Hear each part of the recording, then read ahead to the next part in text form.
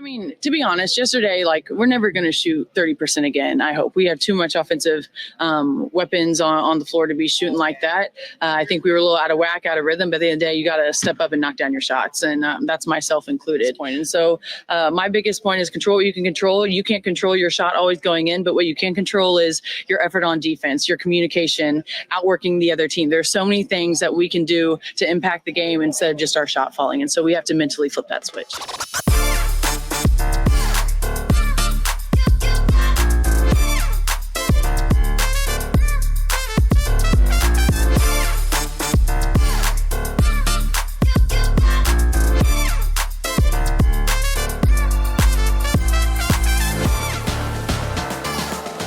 Welcome to another episode of the Adrienne Ross Show, where sports and culture connect. I started with that clip for a reason. You may recall that yesterday afternoon, that means Friday afternoon, before the Indiana Fever took on the Atlanta Dream, I did a video, and part of the title was Pissed Off, because Sophie Cunningham said she was pissed off and the team was pissed off. And then here came Kelsey Mitchell, and she said, yeah, I guess pissed is the right word. But I showed what you saw right there and then some. What I really love about this is that obviously the Indiana Fever played to win against the Dream and won 99-82. And very often you will find that a player will talk big, but won't be able to deliver. Sophie Cunningham said, we got to knock down shots, myself included. And that's exactly what she did. She talked about controlling the things you can't control. She talked about being able to play tough defense. But again, she put her money where her mouth was. And we talked about this in the live stream. And I want to say thank you to those who hung out, the many people who hung out during the live stream of the game. We had a good time. I had to nip a couple things in the bud, but we had a really good time. It was positive. It was fun. We cheered. We yelled at the television screen at times. I had to get up and do a little dance, okay? But there were comments in that chat, and I even received emails afterwards of people who were very appreciative that they were able to come somewhere they felt was positive, and they felt like it was fun. And so people really expressed that they were really glad for the time that we had together. And that is my intention, to keep it positive, to keep it fun, even when we got to yell at the TV a little bit. But yeah, we're not going to spend 2 hours together at whining, complaining, and pushing conspiracy theories. We're not going to do it. So appreciative of everybody who was hanging out with us. All right. So Sophie Cunningham, like I said, just put her money where her mouth was. She said, we got to knock down shots. And she did. Let's take a look at the box score. And since we're talking about Sophie, we will scroll down and we'll start with Sophie. Off the bench, she played 30 minutes. She went 5 for 9 from the field, 4 of 5 from 3. She hit both of her free throws. She had 10 rebounds. I believe that tied a career high for her. 10 rebounds, 1 assist, 1 block, a plus 24, and 16 points. Once again, I just played you the clip. She said we have to knock down shots. We see that right here. 5 for 9 and 4 for 5, 2 of 2. And we also see where she talked about effort, getting after it, getting rebounds. She had 10 rebounds. 2 of them were offensive rebounds. And during that interview after that Valkyries game, she also talked about not allowing offensive rebounds. I'm glad to see that she got 2 offensive rebounds, but so shout out to Sophie Cunningham, and she was not alone in this. Aaliyah Boston had 19. Let me not forget Kelsey Mitchell, who had 25. She went 9 of 16. She was 3 of 7 from 3. She hit all 4 of her free throws. She had 3 assists, 1 steal, 2 blocks, and she had 25 points. We also had Aaliyah Boston, like I said, with 19 points, 33 minutes of play, 8 of 8 from the free throw line. She went 5 of 10 from the field. She took and hit a 3-pointer. She also ended up fouling out of the game on a bogus call, by the way. But Aaliyah Boston also had 8 rebounds. And so +9, 19 points. And Caitlyn Clark with 12 points. And she played 26 minutes. Obviously, her minutes are restricted at this point somewhat. And she didn't shoot a great percentage. However, she played incredibly impactfully. +12 with her on the floor, along with her 12 points. She had 9 assists. She also had 4 rebounds. She only had 2 turnovers. And so she was extremely instrumental in this win. Natasha Howard went 4 for 10. Lexi Hull 2 for 4. Damaris Dantas 2 of 6. And then we had Ari 3 of 4. And so I'll put the link to the box score in the description of this video. You can check all that out.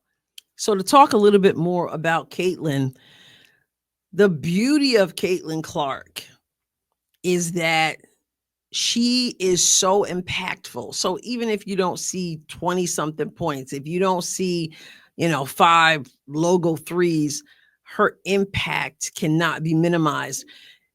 Here's what I noticed about this team. I want to talk about them getting to the line.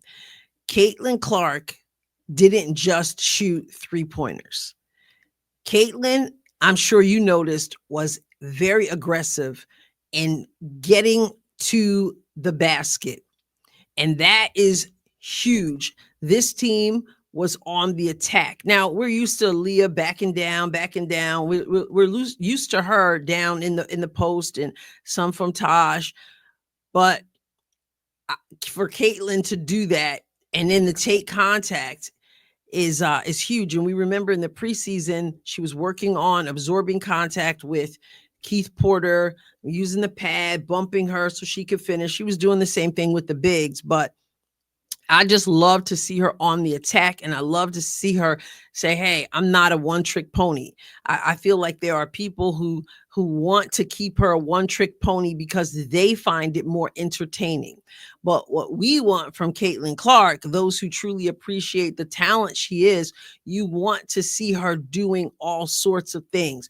And that way, it'll be much more difficult to try to shut her down. Although, as I say that, I was yelling at the television early in the game because it blows my mind the disrespect that the officials give her, the fouls, the bumps, the impeding of progress that go on, and the whistle doesn't blow. That is extremely frustrating. And so, we got to say, hey, shake it off, Caitlyn. But it's infuriating. It honestly is what is allowed. For many parts of the game, the officiating was decent. Like I said, the Indiana Fever got to the line. So they went to the line. The team went to the line 20 times and they shot 18 for 20. And Atlanta got to the line 14 times. So we appreciate them knocking down shots. We appreciate them getting to the line so that they could knock down those free throws. But the aggressiveness that she showed is huge. But this league and the officiating, it's a problem. The way they allow her to be played. In addition to that, one of the things we were saying in the live stream is this team has to pull away, because we cannot be close at the end of a game, because sure enough, at the end of the game, all of a sudden the whistle's starting to blow and Aaliyah Boston fouls out on some phantom call. And this, you gotta pull away. So glad to see that they did that, because as they were saying in the chat, there were some clever ways of saying it, but it was like, okay, when the fourth quarter comes, that's when the officials, join the game. That's when the officials put on the other team's uniform, or other ways that people were saying it. And it was comical, but unfortunately it was true. So the Indiana Fever scored 21 in the first quarter, Atlanta 23, 19 in the second quarter from Indiana, 22 from 19 from Indiana, 22 from Atlanta. And so the Fever went into the locker room down 5. And then they came out in the third quarter, a quarter where they don't always play well. They came out and scored 29 points to Atlanta's 20, 30 points in the fourth quarter, 17 for Atlanta. Obviously, the Fever winning 99-82. And when I see 30 points in the fourth quarter, the best quarter, I feel good about that because we've been saying, can we put together 4 strong quarters? And so to be playing, be putting up more points and then keeping the opponent to less points than they've had all game is really a good thing. Now, one thing that this Fever is going to have to shore up, and that is you've got to identify who is hot. You've got Jordan Canada, who is a fireball without a doubt, but she put up 30 points in this game. She had 26 points in the first half. She went into the locker room with 26 points and she had shot 11 3-pointers and she had made 6 of them. Now they said that she had only had 6 all year, but she got 6 against the Indiana Fever, and some of it was falling asleep on defense and some of it was in particular transition defense. You have to know who is shooting the ball and you've got to make those kinds of plays. You've got to get out there. You've got to shut them down. And in transition, you always have to know who the shooter is. In the second half, she only had 4 points in the whole game, and they still weren't really close up on her. And maybe the mindset was, she's not really a 3-point shooter. There's no way she's going to stay this hot. And like I said, she had 4 points. But yeah, they definitely have to do better on knowing who's got the hot hand and then making those kinds of adjustments. But it was a good win. It was a much needed win. Of course, this team has not been together. Caitlyn just got back the last game. And so this game, and she said she was sore. I watched her pregame and I appreciated seeing her. I put a post up. She was smiling. She was laughing. She said she was somewhat sore, which is to be expected. She's got to get her win back as well. And so, like I've said before, this team has not been together. It's not been a consistent situation because there are some things that happen that you can't control.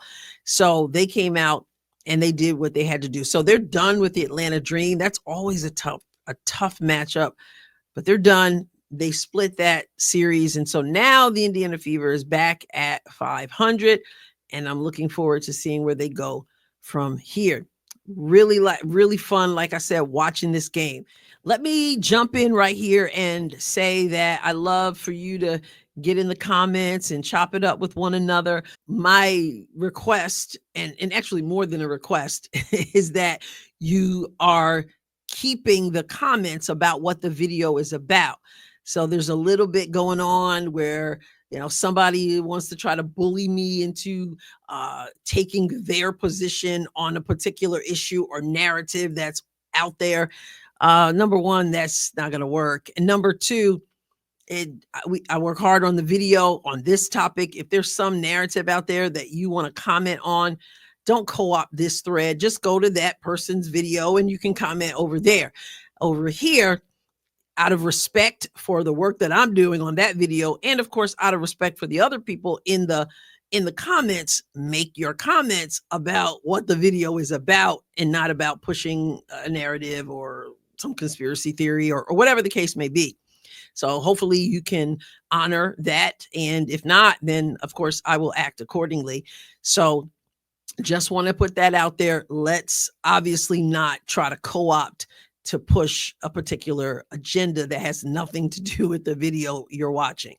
Now, the next game is against the Dallas Wings. So for those of you who like to hang out with me during the live streams, I want to remind you the game is 12 o'clock Central, 12 o'clock my time. And so I know I won't be home before the game starts with church, but I will likely, depending on when I get home, jump on the live stream when I get home. So make sure you have your notifications on.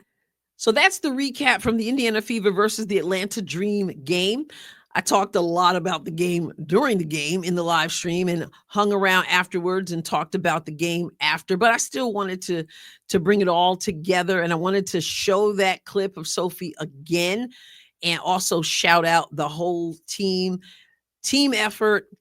Absolutely big win and much needed win. And so now it is onward and upward. I will catch you next time, God willing. God bless you abundantly.